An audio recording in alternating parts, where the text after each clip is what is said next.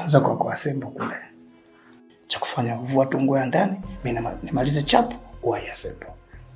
Mwalimu, wewe ni mwalimu wangu na mimi ni mwanafunzi wako. Kwa nini nifanye hivyo? Tena ofisini mwalimu. Shida sio ofisi. Kumbuka nimekulipia ada ya mula ambao umepita. Lakini pia nilikufanyia matokeo yako yakawa mazuri ambayo yangesababisha ungefukuzwa shule. Ulishafeli kabisa. Lakini mimi nilifanya hayo yote ili uendelee na masomo. Kwa hiyo mimi hapa nahitaji malipo yake. Na malipo yake ndo haya. Fanya basi chapo. Ana mwalimu. Mimi ni mtoto wa kimaskini. Babangu anauza nyanya. Mamangu naye anafagia barabara. Wanajichanga ili mimi nipate kusoma. Na ndio maana pindi ninapokwama kabisa nakuja kwa nyinyi walimu kwa ajili ya kuomba msaada. Na sio kuuza utu wangu. Mimi sijafanya hivyo kama msaada. Mimi nimefanya hivyo kusaidia kwa kila kitu na hayo ndio nahitaji malipo yake. Kwa hiyo ninachotaka kujua ni kitu kimoja. Unatoa au utoe? Hili jinga Simone mwili mkubwa huu. Ili kwangu mimi ni pumbavu tu kama mapumbavu wengine. Huyu mpumbavu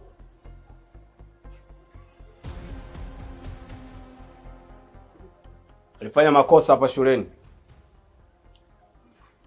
Na tukampa adhabu.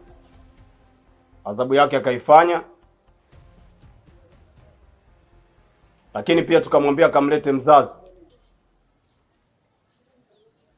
Baada ya kutuletea mzazi, akamleta jobless kama yeye. Oya wazee. Hapo zee mnaingia ndani, au sio? Tekenyeni matanka watoto wakishua wanakuanga na hela wale, au sio? Ni chapo fulani tunasoma mazingira, au sio?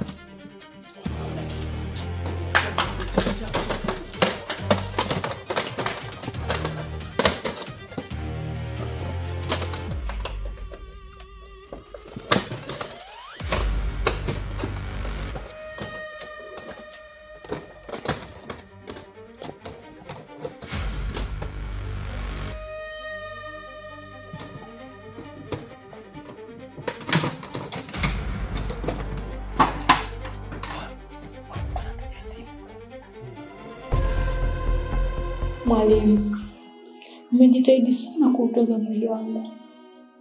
Sikuhitaji kuchanganya mapenzi na masomo. Na lengo langu lilikuwa ni mpaka nimalize shule. Tafadhali mwalimu. Wow. Kumbe hujaanza. Kiujumla napendaga sana kuwa mwanaume wa kwanza kwa mwanamke ambaye hajaanza kufanya. Kwa mantiki hiyo sasa. Fanya chapu ili waje Asembo. Mfinyo mboni zangu unatazama mengi yananiumiza. Sina raha, sina furaha.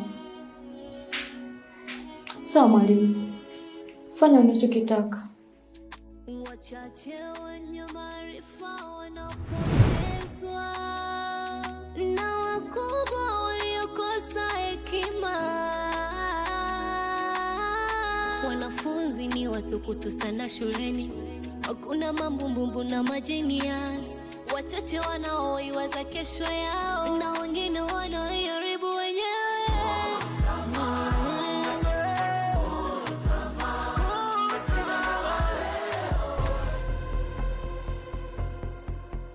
Tena mngemuona yule ambaye kamleta, hata yeye pia kamzidi umri. Yaani kamleta mdogo wake.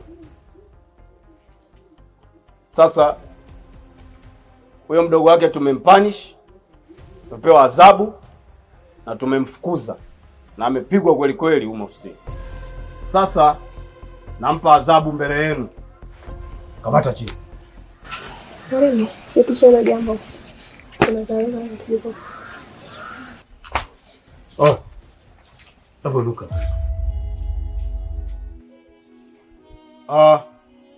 Kuna dharura imejitokeza. Anaenda kupewa adhabu ofisini. Na hiyo adhabu ni adhabu kubwa kuliko hata ile ambayo anaipata Kibaka. Kuwa kioo ili kila mzazi aje aone mwanaye anavyoishi. Kizazi kinapotea kwa kukosa maarifa.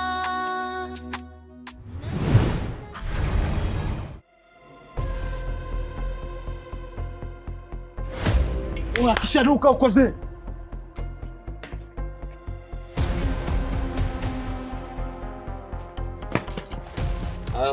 Sogea. Kuna nini hapa?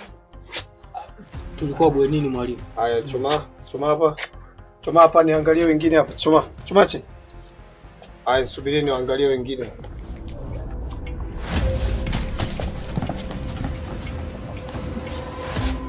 Mmenikimbia? Mkimbiza mimi nimeacha majina. Tawatafuta tu.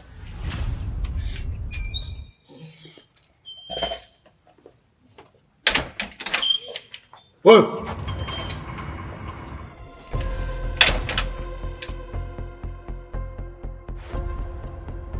Sikiliza bwana mdogo. Mimi na roho chafu.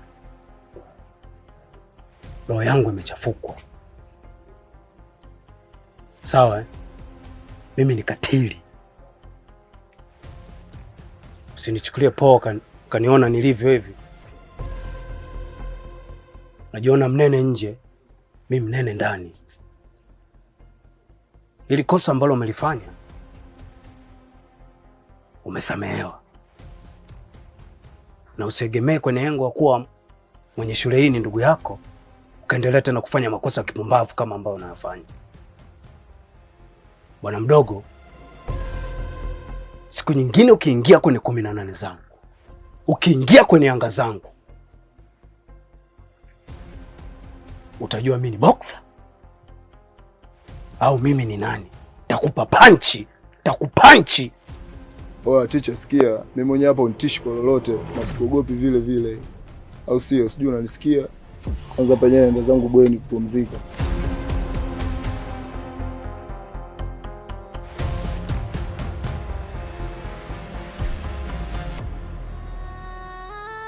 Wanafunzi ni watukutu sana shuleni.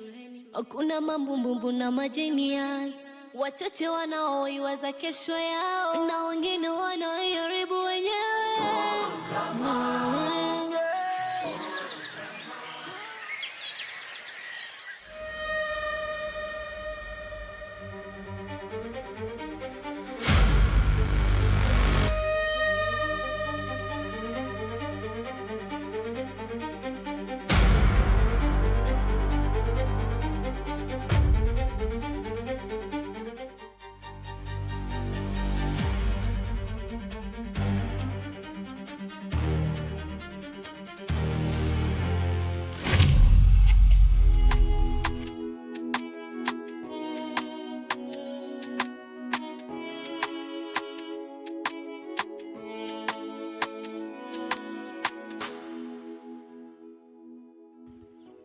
Mwalimu anababwaje wewe unacheka? Uko unacheka nini?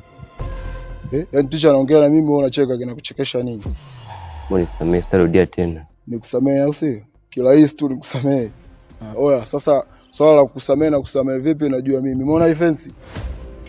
Umeona hii fence? Luka hii fence, nenda kanibie kuku na amu ya nyama leo.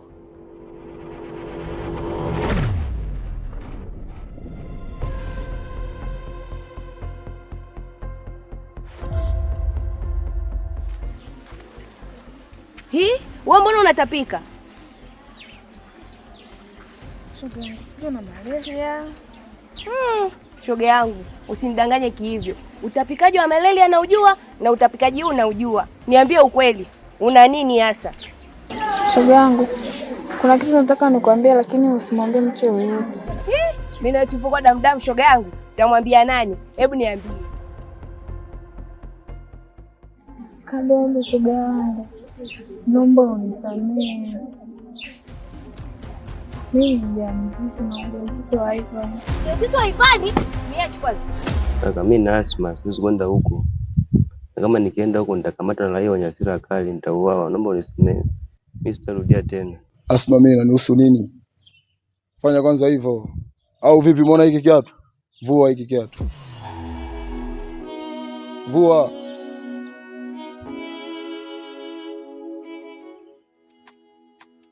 Oa, vua, mbona unambwela?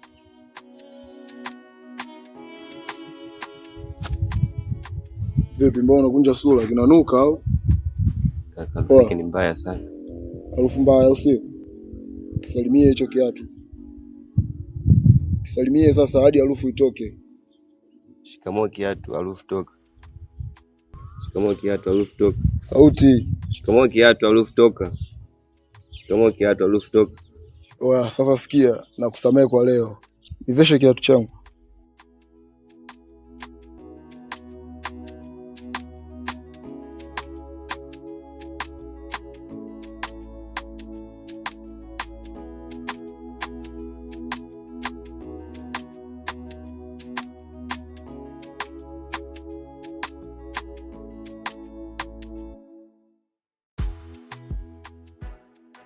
Asa leo nimekusamehe, ila adhabu yako unanisindikiza bwenini, ila unakaa mbele yangu unapita kudance kama Michael Jackson au vipi?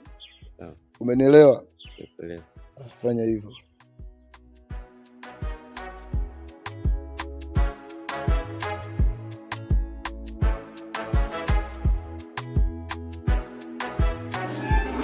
Mnafiki mkubwa wewe. Yaani umeamua kunizunguka na sio kunizunguka tu. Umeamua hadi kubeba mimba yake. Sikia wewe. Yaani mimi nakupa barua, nakupa vimemo, unampelekea Ivan, unakuja unaniambia hivi, Kadodo, Ivan anakupenda, kumbe wewe ni mnafiki. Sijai kuona mnafiki kama wewe. Na nywele zako kama paka shume. Na komwe lako utafikia banda la ufa. Mbwa wewe. Na kwa kuwa Kadodo limeshanifikia, nitajua nini kitakachofanyika hapa shule. Ndio hapo utakapojua kati ya mbivu na mbichi, au utakapojua kwamba marage ni mboga au kiungo cha makande. Shetani mkubwa wewe.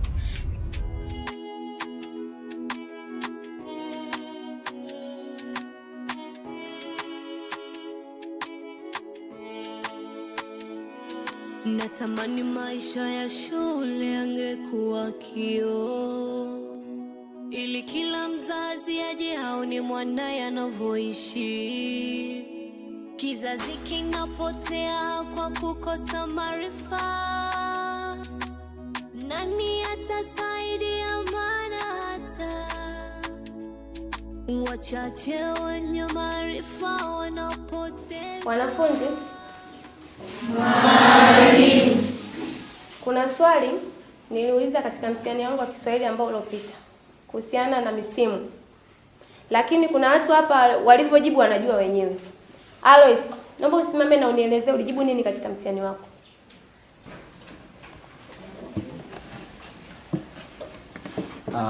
Mwalimu, kuna aina nyingi za misimu.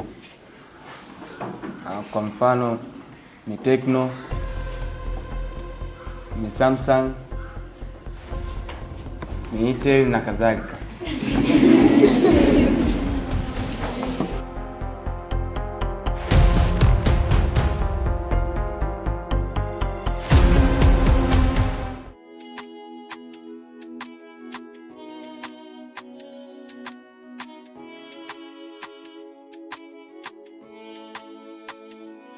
Natamani maisha ya shule yangekuwa kioo, ili kila mzazi aje aone mwanae anavyoishi. Kizazi kinapotea kwa kukosa maarifa.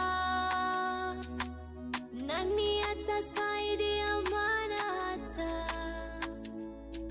wachache wenye maarifa wanapotezwa na wakubwa waliokosa hekima. Wanafunzi ni watukutu sana shuleni, hakuna mambumbumbu na majenias, wachache wanaoiwaza kesho ya